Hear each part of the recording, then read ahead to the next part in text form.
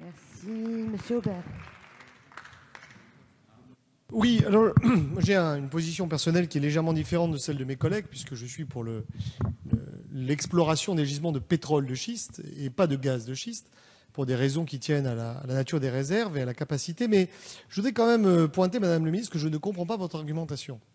Ça fait plusieurs fois que nous mettons le sujet, en considérant qu'une loi sur la transition énergétique doit quand même aborder un sujet qui est quand même la révolution dans le domaine des fossiles des 10 dernières années, qu'on soit contre ou qu'on soit pour, on ne peut pas voir en tout cas le fait que c'est un sujet qui est sur la table. Et ce que je ne comprends pas, c'est qu'alors que vous dites ça, dans ma propre circonscription, et c'était le sens d'une question à laquelle vous n'avez pas répondu, donc dans le parc régional du Luberon, les élus ont appris qu'il y avait une procédure, une consultation pour explorer les gisements de gaz de schiste.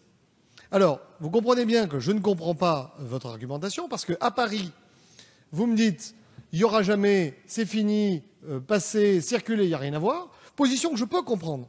Intellectuellement, je ne la partage pas totalement, parce que je pense qu'on devrait quand même savoir de quoi on dit. Et en même temps, j'apprends quoi? Que sur le terrain, eh bien, vous avez des entreprises qui ont fait, on organise un processus et on met sens dessus-dessous, notamment un parc régional, ça ne se fait pas non plus en pleine zone touristique, pour trouver du gaz de schiste. Alors, moi, ce que j'aimerais comprendre, Madame le ministre, c'est où est la rationalité et qui faut-il croire? Parce que j'ai un message sur le terrain et un message à Paris. Et donc, je profite de l'occasion quand même pour parler très pratiquement de choses qui concernent quand même les Français et particulièrement les Vauclusiens. Si je me demande la parole maintenant, c'est pour vous répondre, Monsieur Aubert, par rapport au parc du Luberon.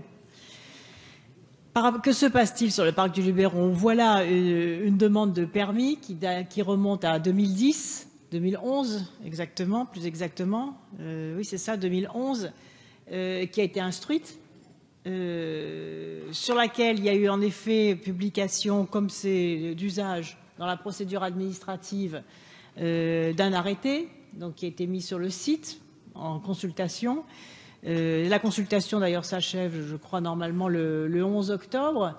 Et à la suite des différentes démarches dont j'ai été destinataire, de la saisine en particulier de Jean-Louis Joseph, le président du parc du Luberon, qui est également président du parc de l'association de l'ensemble des parcs de France, au vu de ce qui arrive sur le site du ministère relatif à cette consultation, j'ai donc décidé que cette consultation était sans objet, que le permis de construire ne serait pas donné, et j'ai fait connaître cette décision cet après-midi au président du parc.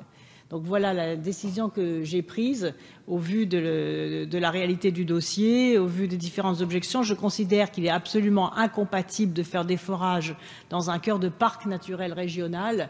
Et bien évidemment, et d'ailleurs vous avez soulevé ce sujet-là, il y a absolument incompatibilité et le permis de construire ne sera pas donné.